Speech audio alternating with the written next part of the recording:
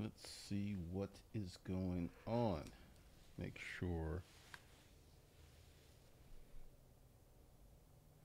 All right, we are live with this edition of My Theories of Retiring Early and the Joys of Work. I was watching this Dave Ramsey video.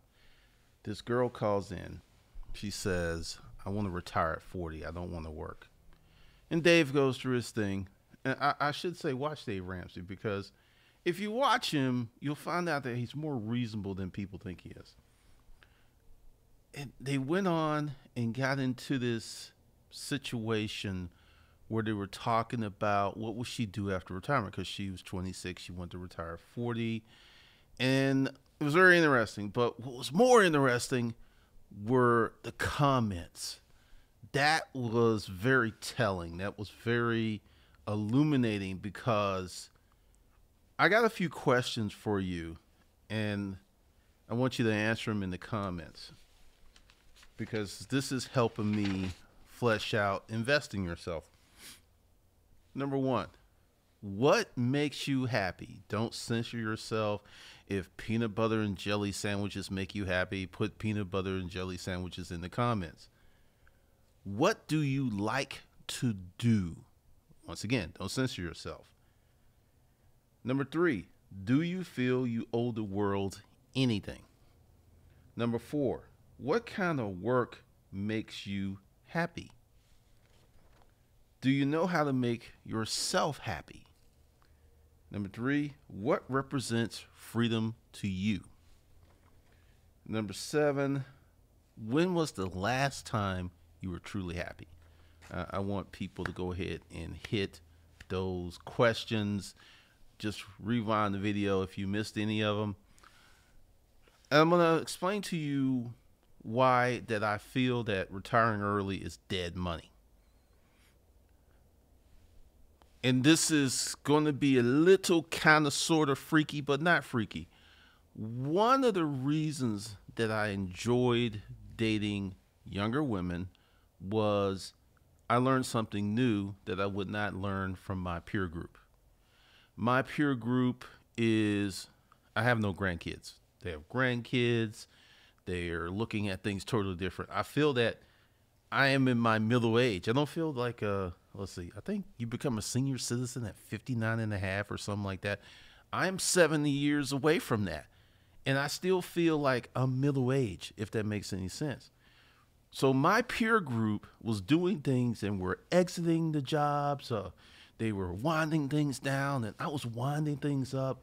So it just was really a lot of incongruency dating women my own age. So I would date someone younger, and it was like totally different. And the parallel is, when you retire early, you stop getting these new experiences. You stop learning about apps. You stop learning about job protocols. You stop learning about many different things. There is a post on my Facebook page where this guy, he retired 10 years ago, and because they raised his rent, he was looking for a part-time job. He was trying to get back in the job force. And this is something that I have talked about consistently.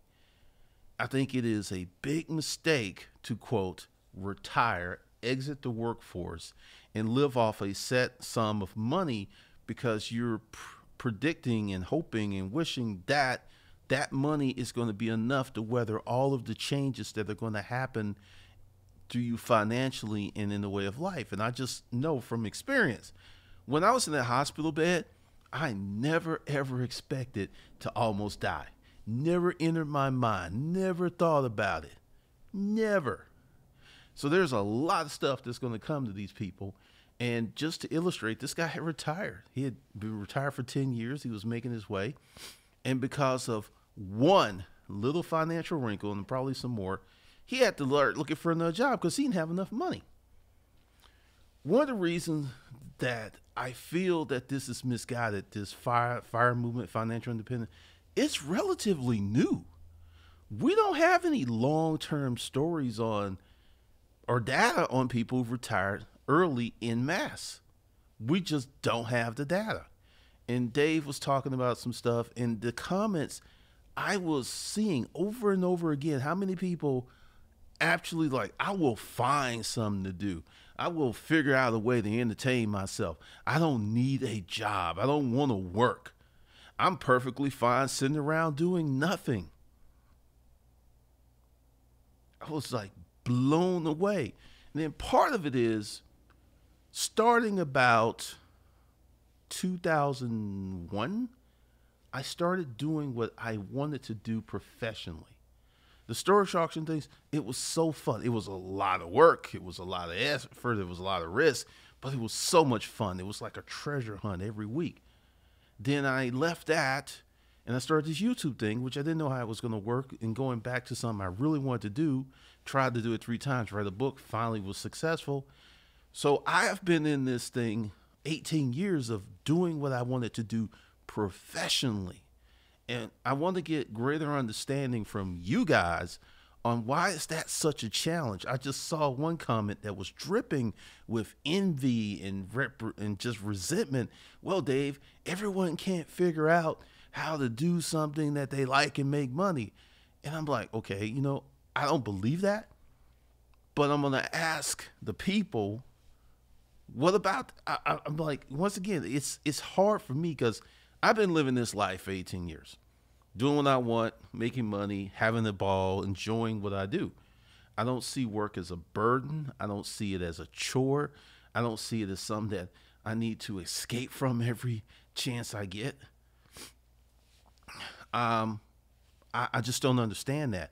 So I'm asking you these questions because I am confused at the number of people who absolutely are comfortable doing nothing or playing video games or sitting at home. And then there was another thing. It's like, instead of working, hang out with family. And this is something with Pat Flynn. Okay, I've had kids. I think that you staying home with your kids all day long after 4 is ridiculous. Yeah, they're young. Fine. You got the means. Stay home with them. Raise your kids. Don't trust daycare.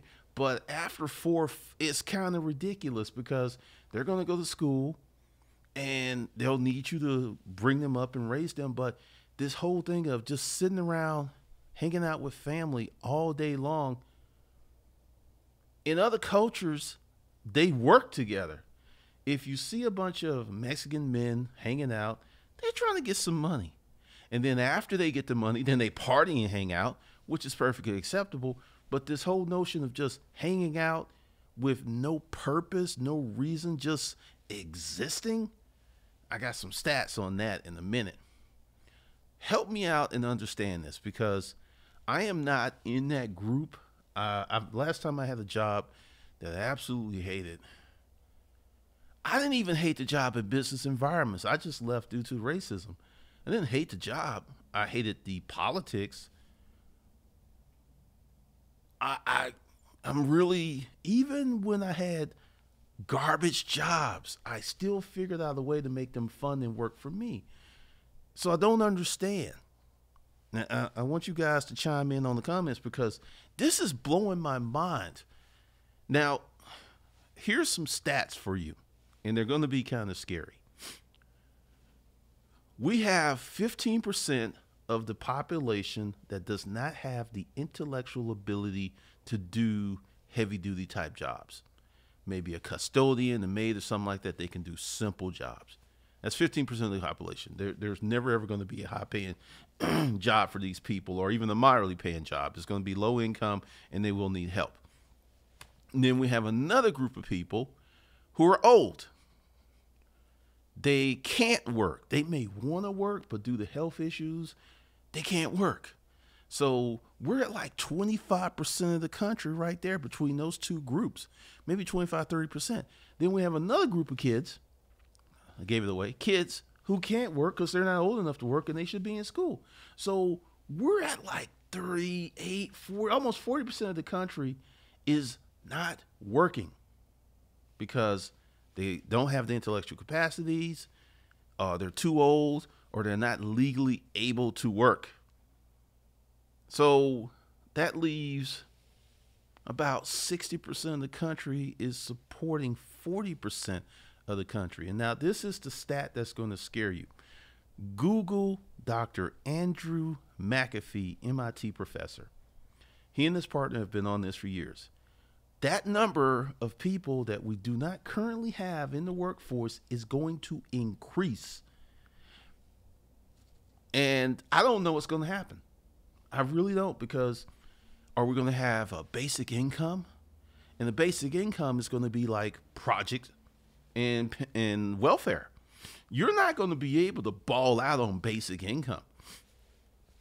So you may have a place to stay because it's cheaper than warehousing people in prisons and all these support programs for homeless, because there's stats that prove that helping these people in this manner is actually cheaper than letting them deteriorate.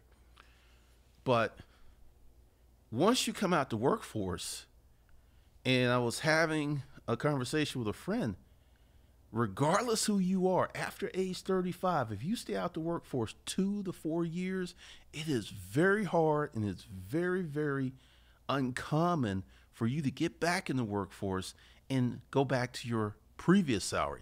Everyone that I have known that has had a job, if you're a business owner, this completely goes out of the window. But everyone I've known who's employed that had an exit of 2 to 4 years never got back to their original salary level. Never. You see this with NBA players, NFL players, movie stars. They'll have a peak year.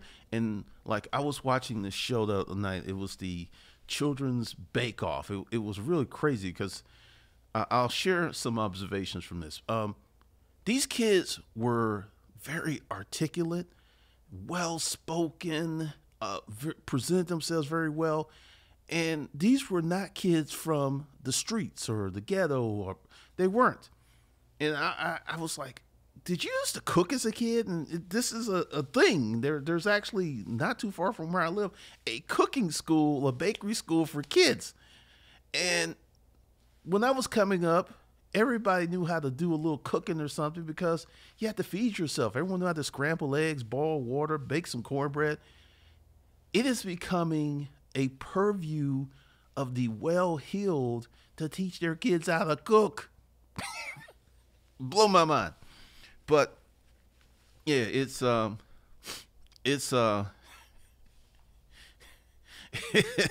my mind is just flipped. But back to the original topic, dead money. If you somehow manage to get escape velocity of have a leap year where you can leave normal everyday expenses, because your biggest expenses are taxes, housing, and that car. Those are your 3 largest expenses. And if you can cut all 3 or eliminate 2 and then reduce the 3rd, your financial life will change. But I don't think early retirement is the answer for most people. I have seen guys that have retired, and I've seen guys die in 2 to 5 years. The guys who retire from the steel plants, the guys who retire from the coal mine that managed to not be injured, not to get black lung. After so long, they just kind of withered away and died. They had no reason to be here. So purpose is not something that you should be laughing at, because I've seen it. It is just the craziest thing. Financial independence is something that everybody should get or be working towards. And what is financial independence? The ability to make money and not be tied to a set of hours. That's financial independence. You don't have a card note. You don't have credit card debt. I mean, you could reach financial independence at $75K, $80K a year once you get rid of your car payments. Let's say you have a moderate house payment and you really work on your taxes. You can start to see some growth. But man, it's just blowing my mind, because I was looking at some of these comments and they were like, I'm perfectly fine just chilling.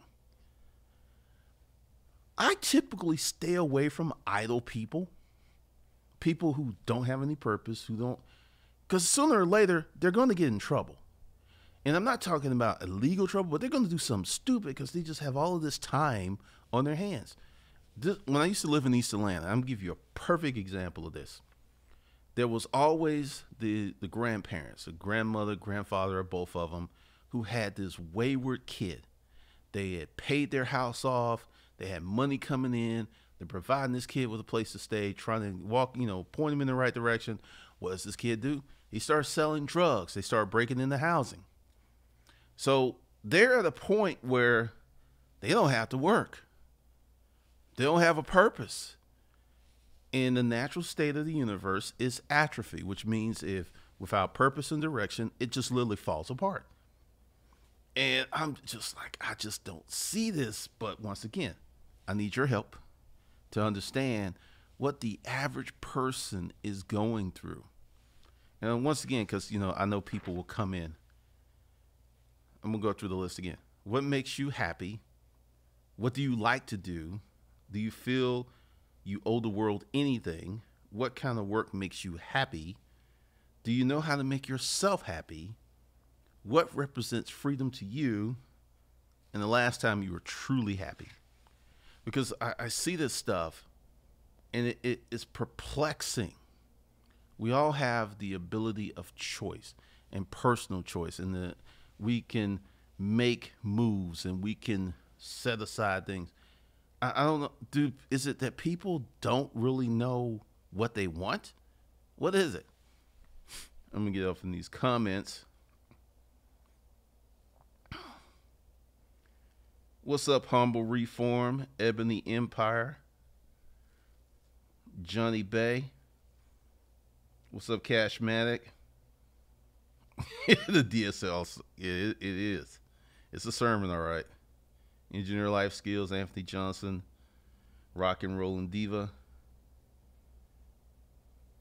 Anthony Johnson, I'll always love active money, and it's my blood and sweat. My great uncle, Camus Brothers, put me up on the rental property game. I enjoy it. Okay, so you're going to have that active income. Tanya, Humble Reform. Oh, man. I asked people that question, and I've been asking friends, and people have been a little perplexed. Like, no one ever said that. All right, Tanya Stinkler. Travel makes me happy. Have you figured out a way to travel and make money? And I'm about to talk about some of these travel people. Dumanas. Teaching and training makes me happy. Okay. Silver New Jack. All right, got that LLC. Congratulations. Anthony Johnson, stacking money and making fresh cash daily makes me happy, knowing I can help my family in hard times if need be. Okay. What's up, Natsana? Ebony Empire. Money, freedom, and winning make me happy. The way I'm making my money now makes me happy. What it really ramps up, I'll be set. But right now it's funny because I'll be at the movies at like 1 p.m.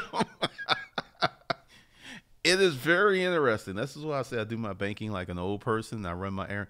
It's to the point I absolutely hate going to the mall or doing anything when everyone's getting off. I just don't do it. I put it off to the next day. So I feel you.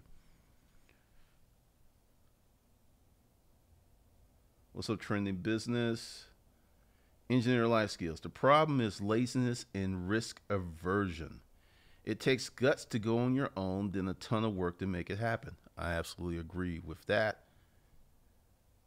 But my friends are at work. I talked about that the other day. What's up, Mentor? What's up, A9 Dr. Funk? All right, trending.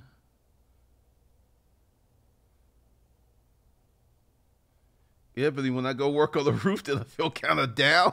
Well, you don't enjoy doing roofing? What is that about?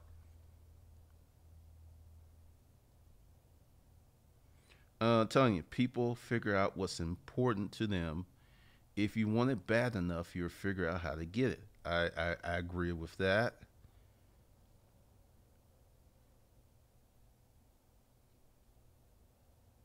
Rock and Roll Diva. Dim's running up on taxing the wealth, but does that create jobs?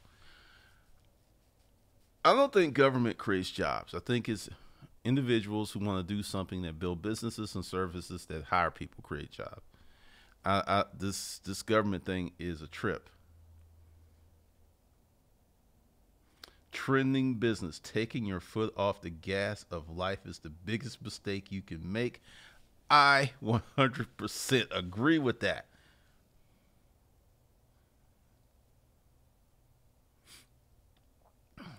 Ebony Empire, when it buckles down, everything is lovely because roofing pays every day. So when the money for the business comes in, I'm more than straight.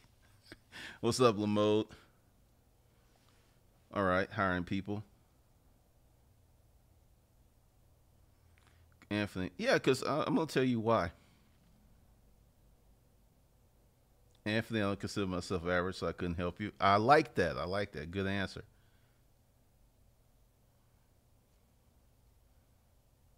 All right, Lamode, having my business and serving people makes me happy. Raphael, up until the 60s, only men worked and people had more kids. How were people able to sustain themselves as only one third of the population was supporting society with automation and really big, really? All right, Raphael, taxes were fundamentally lower. Cars were lower. In the 60s, a person could work a part time job and go to college full time and literally from that part time job pay for their education. Everything was cheaper. And that's why one dude working could support a family, wife and kids, and then retire. The cost of college has outpaced everything. College, health care, essentially things that you need have gone up dramatically in price, and things you don't need are rock bottom pricing. Like, how many people remember paying 2, 3 grand for your first plasma television? Now you can go to Walmart, Best Buy, and get the latest and greatest for like $500 that will blow that first television away. Quentin, purpose is very powerful. My homeboy and I drive for Uber Lyft. My daily goal is 200. His goal is 57, yet he complains about being broke and not having money.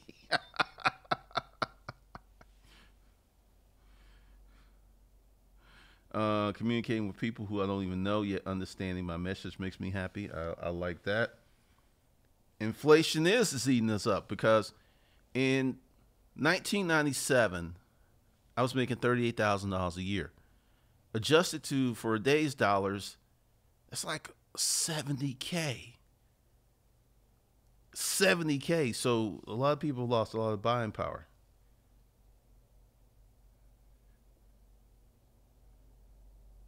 So it's very interesting because I look at this stuff because investing yourself, what I'm doing is a lot of research. I'm watching videos, and I don't want to include training information that I feel would be harmful. And this whole retire early, let's say you legit, let's say you figure out a way where at the age of 35, you have $2.5 million of assets that can shrink. You know, this is one of the things that I don't like about the stock market because as long as it's rolling, you good. But the minute, what if it goes down and you need money, you're screwed. But you have all of these people who, let's say you, once again, go back to my original point. Let's say you legit. You retire at 35, you have a family, you have kids. I can see one person exiting because it takes a lot of energy to raise kids. Even when, I mean, seriously, your energy kind of switches because when they're little, they need you for everything. And then when they get bigger, you have to look after them because they will potentially get in trouble. But, all right, so you're 35, you have all the time you need. I can see that. But the big issue I have is once you stop accumulating money and making active money, you're leaving yourself at a crazy risk. And I illustrate this guy. He retired 10 years ago. I think he's 69. So he retired at 59. First time he could retire, access his 401k. And because they raised his rent, now he's looking for a job. I can tell you what's happening in the future. It's going to be costly. The best of the best stuff is not going to be cheap. It's just not. Like right now, if I told you what my food bill was, you would probably want to slap me. But I'm investing in quality food. What you eat is what you become. Because I've noticed all kinds of changes. Like my skin has cleared up. A few people have like, what did you do differently? Because I look different. These things, quality food is not cheap unless you have your own farm and you're growing your own food. It is not. So, it's a very interesting thing. We're not talking about politics. We're talking about people retiring. We're talking about dead money. We're talking about what makes people happy. We're talking about why can't people find satisfaction in work? And we got a lot of people who hate their jobs, who absolutely hate their jobs, and they want to get away from this. Johnny Bay, my kids are set. They will have no little college debt. They will be millionaires by the time they hit 30. But this discussion is hitting home hard. I had no thought about myself for a while. Well, you're a parent, and parents tend to be selfless. So, that's kind of with the territory. Because one of the things that because I've been watching a lot of Dave Ramsey because I don't want to duplicate his content. And I'm not even have to worry about that because we are so divergent on many things. But why is it so hard for people to find fulfilling work? Is it that, because like I said, I told you about this job that I worked, one of the last jobs I worked at the labor pool. I was content. This is what I think, and this is a theory of mine. People have not had it bad enough to recognize what is good. And until people have these bad events happen, they're not going to have a perspective to know that you're in a really good position, but you whining about it because you don't have anyone around you to say, look, fool, wake up. You being stupid. And I think for me, in my journey as I'm walking through the conversation, that I got that job, I was up on the roof pouring hot tar and running the machine that brought the gravel on top of the roof, picking up trash out of a landfill, slinging. I had all of these hard, thankless jobs. So when I got that job, I was like, woo, I appreciate this. They even paid me when I didn't have nothing to do because they like how well I worked.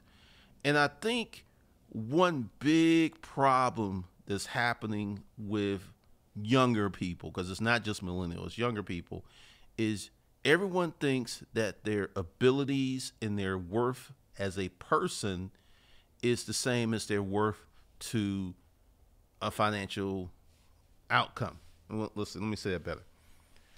There is no person who's worth more than another person in the terms of humanity. However, if you could throw a football better than another guy, if you could sing better than someone else, if you can act better than someone else, if you can do surgery better than someone else, if you can engineer better than someone else, you're going to make more money than other people. So people who have made themselves financially valuable to society make more money. And I think there's some conflating, like, I'm a person. I don't have to work that garbage job. I don't have to do things I don't want to do because I'm this kind of person. There's been this mingling of humanity versus how valuable you are to the marketplace. And those are two distinct, different concepts with different outcomes.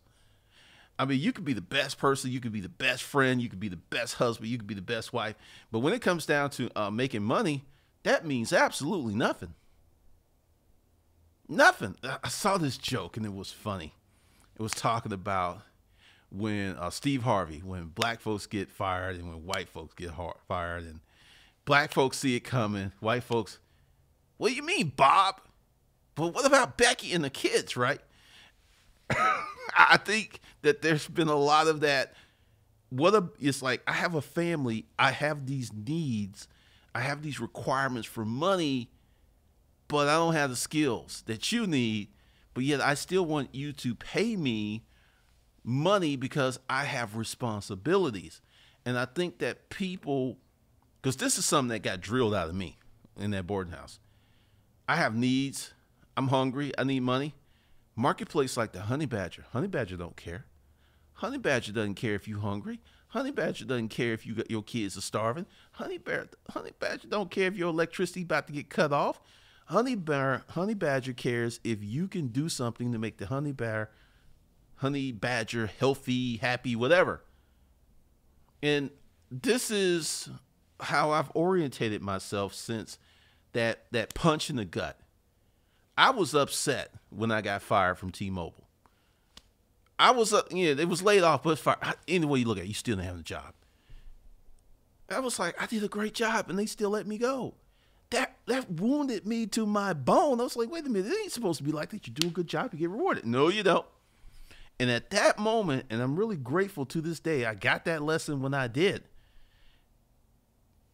Unless, because politics that came into play with that, and then with many companies, politics still do come into play. But if your value is not of significant worth to the company, you're expendable. And I don't think a lot of people really understand that, because people going with this $15 per hour. The market's already fixed that. The jobs that can pay $15 an hour or more are already paying that because they have to pay that to get the good quality people.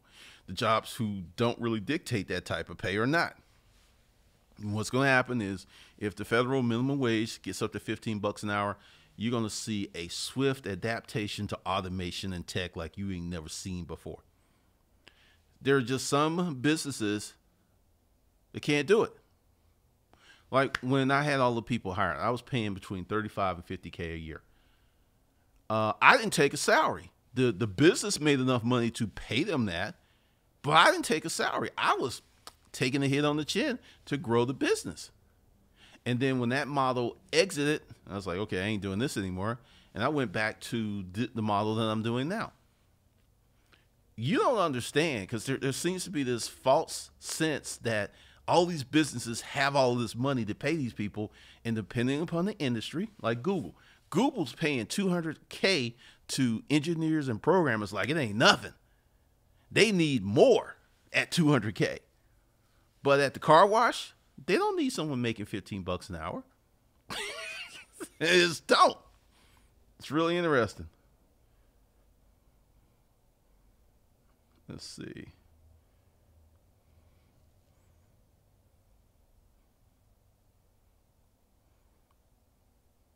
I spent my life living for other people. It's still tough to live for myself.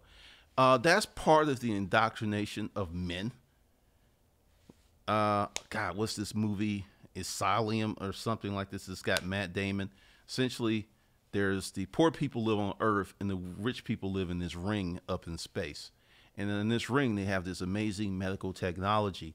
So the marauders, the people on Earth, are stealing ships, flying up there and putting girls, because it opens with a girl's life being saved, and it closes with a girl's life being saved. Once again, we talk about programming and social narratives being embedded in movies. I was just like, essentially, men are disposable. So, Ben and Johnny, that has been drilled into you since you were knee-high to a grasshopper. And you may even think, you may even feel guilty for thinking about yourself because you've been programmed to be selfless. Anthony Johnson, most people lack discipline. All right, Johnny Bay, appreciate that.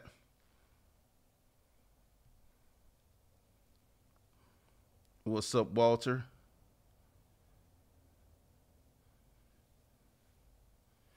Philip Hudson, I have a client that's semi-retired. They mean they still working in some capacity. That's all.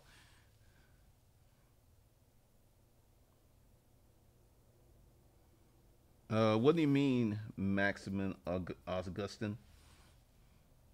Sure thing, Johnny. Appreciate the $10 super chat.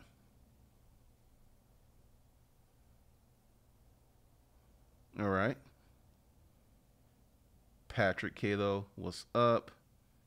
I'm going to give you a good example. Denumis Bacchus is doing research on AI and autonomous vehicles.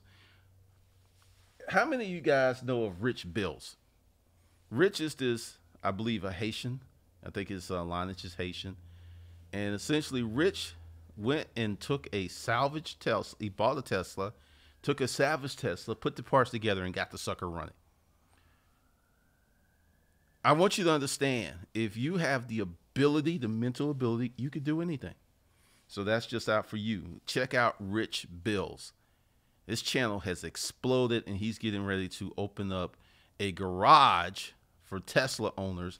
So it's going to be like a non-Tesla dealer service bay. It's crazy. And I'm telling you, he's going to make millions. Ebony Empire, I think they're not being true to themselves. What's up, Chris McKinney? Once again, we're going to talk about this and invest in yourself, because this is a common question. What should I do? And this is why the first section we're going to talk about environments, because you ever notice how the son of brick masons also become brick masons? The son of doctors become doctors. The son of lawyers become lawyers. The son of writers often become writers. It's because they're in that environment. And they also have a living, breathing example of, well, if I do this, this is going to be the outcome. Whereas many of us who grew up in less than stellar households, we have no examples other than what's on television. That's it. So we're going to talk a lot about that, because you got to set up the environment first before you do the thing. And many people like, I want to make more money.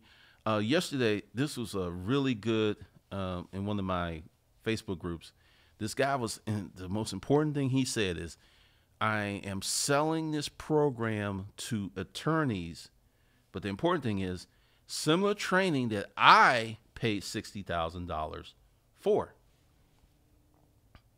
I was like, and I gave him some really good advice, because in these communities and forum groups,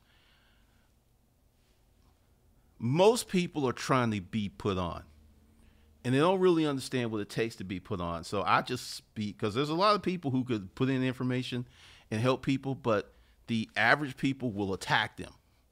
So that's why they don't say anything, because I've learned my lesson. I just keep my opinions to myself unless I see something like that where I can be an assistance, because everyone who lives an average life is trying to move to an exceptional life in an average environment. And as long as your environment is average, you're not going to be able to escape that environment. And many people just don't understand this, and they're on these lottery dreams, and oh, I'm gonna win the lottery, or I'm gonna marry someone rich, or I'm gonna blow up on YouTube, or crazy stuff.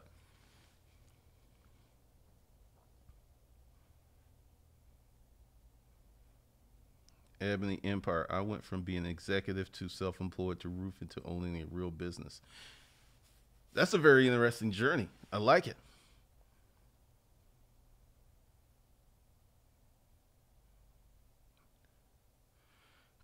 Maximin, I swear companies can make more money if they create a platform that let customers send money themselves. I'm going to actually disagree with you. I had a PayPal link up and all kinds of stuff. Actually, it distracted and cannibalized my sales. That's why, if someone wants to donate a super chat, cool, I appreciate you. But I don't depend on that, because I got the data on that.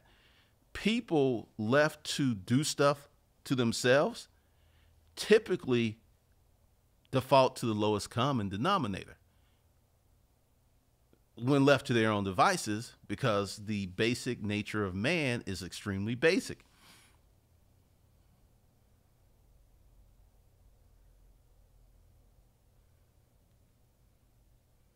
Let's see.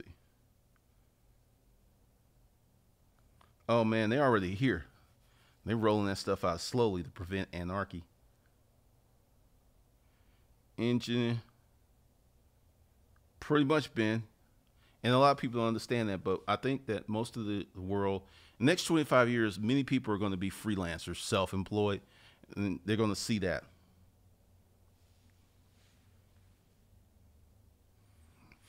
Excuse me. My problems went away after leaving corporate. It was all about killing the guy next to you for rank.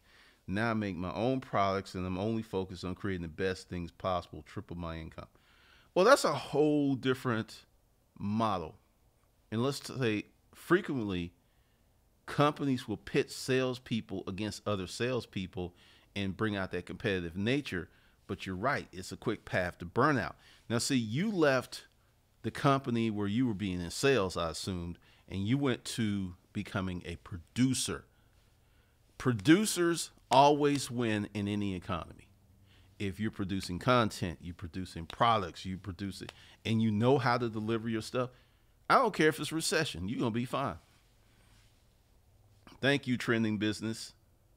What's up, Diana? Yeah, at some point, you got to be selfish. And for men, we're taught not to be selfish. And many women have an indoctrination of give and give and give. So, case in point, if I was not selfish when my mother was ill, we would not be having this conversation today. I would have been, quote, a good son, probably working a job. No, I was already at the job thing, but this wouldn't have happened if I did what everyone wanted me to do. And to this day, what everyone is still upset with me about. Because let's talk about family. And I'm going to give you two versions of what I believe family is to people in my version. Most people are taught nothing comes before family. I don't care if this family member has done something stupid, got themselves in trouble. You're supposed to drop everything you're doing and go rescue that person. I fundamentally disagree with that. And I'm on the tail end of people used to put people out their houses for messing up. You're like, you didn't obey the rules, you got in trouble, you embarrassed the family. Bye. I'm from that school. What I believe in, and I've seen this with good families, my partner, her family was amazing. PhDs, doctors, everybody was striving to be good, to be competent, to contribute to the world. And it was a tight, beautiful family. There were no bums in the family. So essentially what you would have, and you see this in cycles of generational poverty, where there's always someone messing up and there's always someone that needs to be rescued. And this someone is consuming the resources of the family at large and pretty much bringing the family down.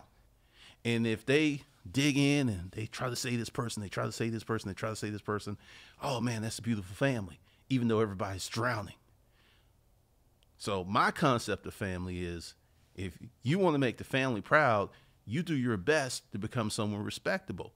You don't be a bum. You don't get strung out on drugs. You don't do that stuff. But once again, we have people, usually the people who need help, the people who are always messing up, they're drained on the overall finances of the family at large. And this is why people get stuck in these cycles, because they don't want to say, look, I'm cutting you loose. Therapists will tell you it is unhealthy to keep supporting someone who is self-destructive, and people will do it for decades.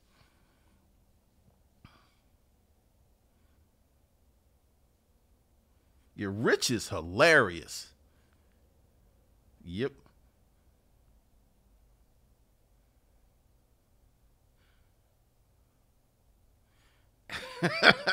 Rich.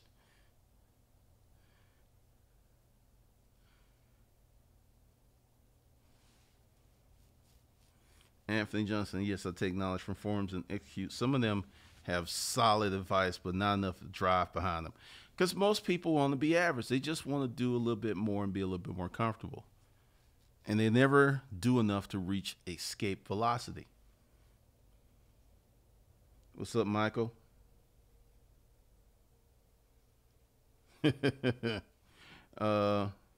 Most people are trained to get temporary fulfillment from consumption, whereas Most fulfilled people have a productive work. And this is something that I have seen consistently. The older people around here, there's this guy. I talked to him the other day. He's 95. He tries to run. He can't run. But he will do 2 miles in his little shuffle. He's 95 years old. And he lives in one of those mansions around the corner. 95 and still mobile. I mean, he could walk fine, but running, that's a chore for him. But he still does it at 95. People, and part of it is once you have money, you can get to a higher level of comfort. For a poor family, comfort may be movie night at McDonald's. For a middle class family, comfort may be having all the bills paid. But once you transcend all that, comfort's a whole different thing.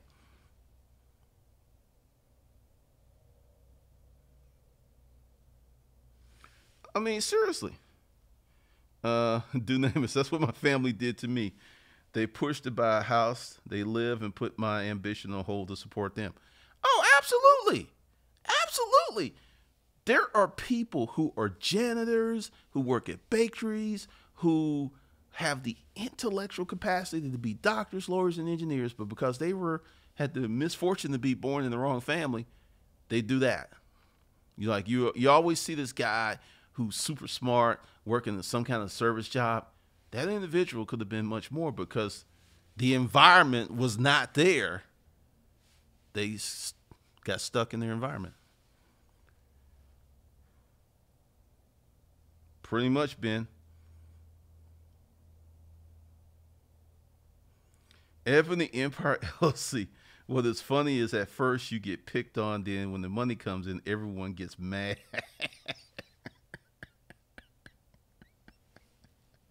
Oh, I'm going to tell you why they get mad.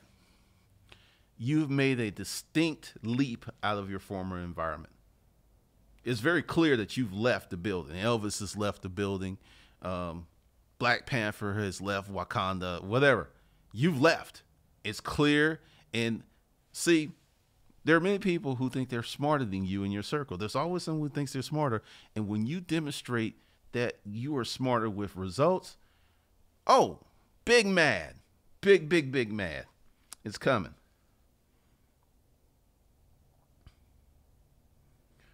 Craig G, what's your thoughts on having both short-term and long-term investments? It's a good idea. Ben Barton, I feel like that super smart guy. There's so many people who are living lives that are way below their capabilities, but because they don't have the support, the environment, or the tools to elevate, they get stuck. And it's a simple concept, but it's very hard to execute.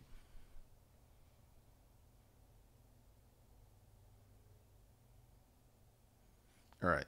So what's going to happen? Because actually, I'll put it in there in a few minutes. The basic financial course is for sale. I'm doing more research for investing yourself. See, what I'm doing for this one is way differently than I launched the other schools.